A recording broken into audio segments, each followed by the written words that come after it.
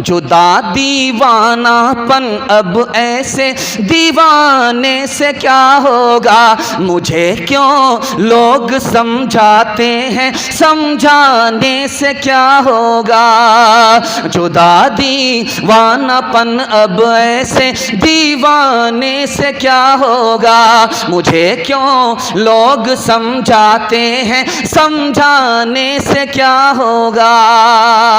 सुलगना और शय है जल के मर जाने से क्या होगा, जो हमसे हो रहा है काम वो परवाने से क्या होगा। मुनासिब है समेटो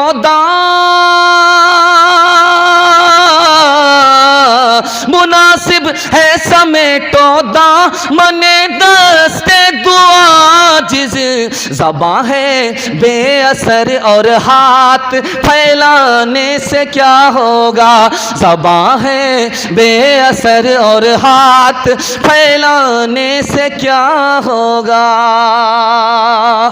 बहुत लोग हैं, दिल खुश कर दिया, मस्जिद का चंदा हुआ, तवक्को से ज़्यादा हुआ। दिल से दुआ करता हूँ अल्लाह आपको भी आबाद रखे, आपकी मस्जिद को भी आबाद रखे। सुनाने के लिए जा रहा हूँ, 3 मिनट का पैगाम है, ज़कात के हवाले से सुना रहा हूँ। आप लोग सुनने के लिए तैयार है? दोनों हाथ उठाइए इंशाअल्लाह। जब आप दोनों हाथ जोश के साथ उठाते हैं तो दिल खुश होता है कि आप लोग ताज़ा दम हैं, थके नहीं हैं। महसूस हो रहा है कि जलसा अभी शुरू हो रहा है। अल्लाह आपके हौसले को सलामत रखे। ध्यान से सुनिएगा। आदमी क्या समझता है, ज़कात किसी को दो, बताओ नहीं ज़कात अदा नहीं होती, बताने की ज़रूरत नहीं है, ज़कात दे दीजिए ज़कात अदा हो जाती है। जेवर में आदमी समझता है ज़कात नहीं है, सोना और चांदी में आदमी समझता है ज़कात नहीं है। सोना में भी ज़कात है, चांदी में भी ज़कात है, निसाब के बराबर है, ज़कात लगेगी। तीसरी बात, आदमी को डर लगता है ज़कात अदा करने में कि ज़कात देंगे माल घट जाएगा। अल्लाह के बंदे, रसूल की ज़बान ने कहा है माल ज़कात से घटता नहीं है, माल ज़कात से बढ़ता है। ज़कात से माल बढ़ता है, ज़कात से माल घटता नहीं है। रसूल की ज़बान सच्ची है, रसूल की ज़बान पर हमको भरोसा करके ज़कात देना है। अगर माल घट ही गया तो और काम में भी माल घटता है, यहाँ घटता है, अल्लाह के यहाँ जमा हो जाता है।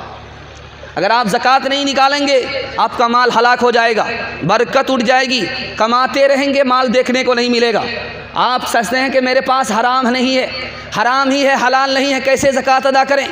ज़कात आपको देनी पड़ेगी, चाहे आप हलाल कमाएं, चाहे आप हराम कमाएं। हराम ज़कात अदा करेंगे कबूल नहीं होगी लेकिन अदा हो जाएगी। हलाल ज़कात अदा करेंगे, अदा भी होगी, कबूल भी होगी। आखिरी बात बताने के लिए जा रहा हूँ।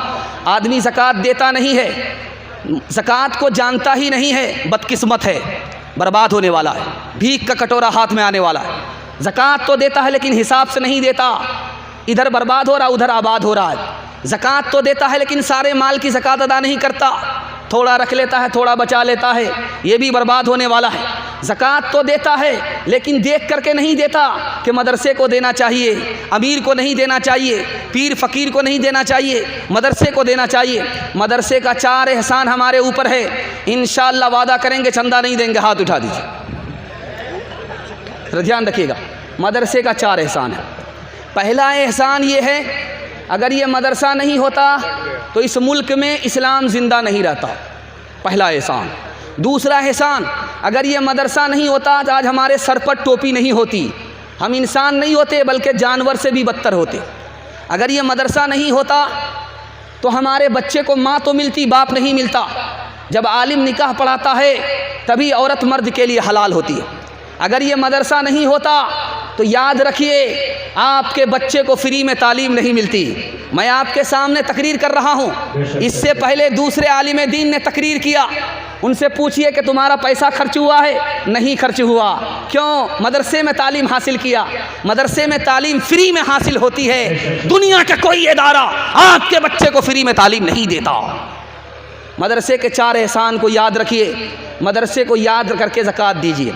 जलसे में एक बादशाह तकरीर कर रहा है, एक आदमी बगल में, जलसे के सामईन में एक आदमी सामने बैठा हुआ है। जैसे ही बादशाह को जोश आता है वो यूँ हाथ उठाता है। बादशाह ने पूछा कि मेरे एक सवाल का जवाब दो, मेरे हाथ में, मेरी हथेली में बाल नहीं है, इसका क्या मतलब है? कहा हुजूर आप सखी आदमी हैं, माल देते देते आपका बाल घिस गया। कहा बेवकूफ़ मत बनाओ, तुम्हारे हाथ में भी तो बाल नहीं है। कहा हुजूर आपका देते देते घिस गया, मेरा लेते लेते घिस गया। कहा बेवकूफ़ मत बनाओ, हम उल्लू का पट्ठा, भैंस का अंडा, केले का छिलका नहीं है, तुम हमें धोखा देना चाहते हो।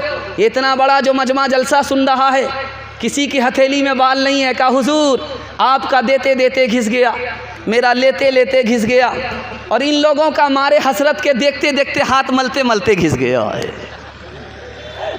बाप मुसीबत में है, बेटा बीमार है, मस्जिद में आकर के खुदा से करा ए मेरे परवरदिगार, मेरा बेटा अगर ठीक हो जाएगा, एक भैंस तेरी राह में कुर्बान कर दूंगा। जब मस्जिद से वापस आया तो बेटा आँख खोल करके देख रहा है, समझ में आ गया दुआ का असर हो रहा है। तो क्या कहता हुजूर भैंस तो 40,000 50,000 में मिलती है, गाय दे देंगे। उसके बाद जब असर में आया तो कहता मेरे परवरदिगार मेरा बेटा अगर उठ करके बैठ जाएगा तो हम तेरी राह में गाय किसी गरीब को दे देंगे। जब घर आया तो बेटा उठ करके बैठ करके खाना खा रहा है, समझ में आ गया कि मिन्नत दुआ का असर हो रहा है। तो उसकी मिन्नत खिसक रही है, मेरे परवरदिगार गाय तो महंगी मिलेगी, बकरी मेरे पास है, बकरी दे देंगे। जब वो तीसरी बार मगरिब की नमाज़ पढ़ करके आया तो देखा कि बच्चा दौड़ रहा है, खेल रहा है। तो क्या कहता है मेरे परवरदिगार, जो बकरी मेरी गुम हो गई है अगर दोबारा मिल गई उसको राह खुदा में कुर्बान कर देंगे। तो जो बगल में बेटा बैठा हुआ था कहा हुजूर अगर वो बकरी मिल गई तो देना पड़ेगा, इस तरह दुआ करो कि जो बकरी मर गई है दोबारा ज़िंदा हो जाएगी तो राह खुदा में कुर्बान कर देंगे। बाप से बड़ा बेटा बख़ील। बाप अगर सखी होगा, सखावत करेगा तो उसकी औलाद भी सखावत करेगी। बाप अगर बख़ील होगा तो बाप की नकल बेटा उतारेगा, वो भी बख़ील होगा। इंशाअल्लाह मदरसे को चंदा देंगे, मदरसे में बच्चे को भेज करके तालीम दिलाएंगे, मदरसे के उलमा की ताज़ीम करेंगे। हाथ उठा दीजिए इंशाअल्लाह।